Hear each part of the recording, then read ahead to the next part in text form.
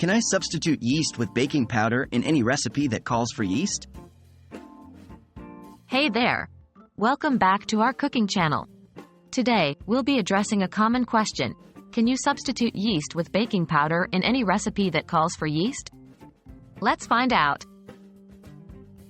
Understanding the role of yeast and baking powder. To answer this question, it's important to understand the roles that yeast and baking powder play in baking. Yeast is a living organism that consumes sugar and produces carbon dioxide gas through fermentation, which helps dough rise. Baking powder, on the other hand, is a chemical leavening agent that contains both an acid and a base. When combined with moisture and heat, it releases carbon dioxide gas, causing the dough to rise. Yeast versus baking powder in recipe substitution.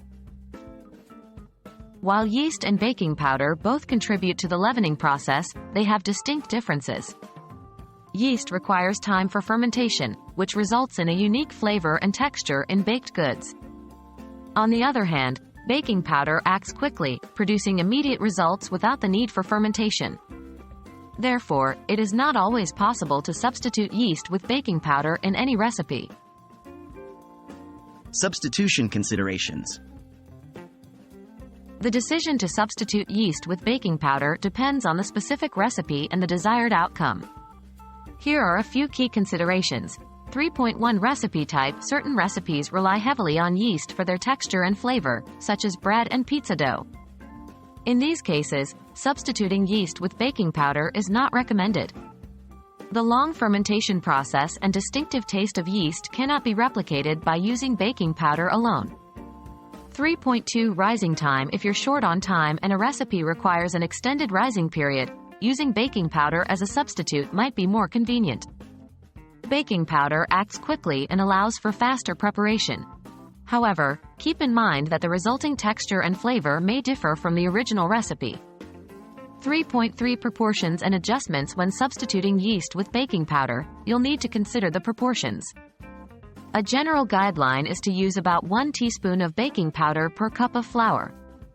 However, it's essential to experiment and adjust the amount based on the specific recipe and desired results.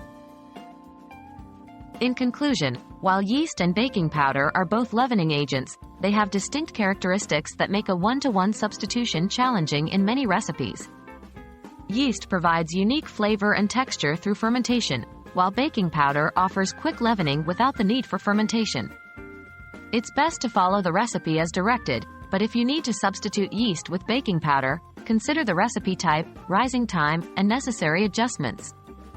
Remember, experimentation is key in the kitchen, so don't be afraid to try different approaches and find what works best for you. Happy baking, and we'll see you next time!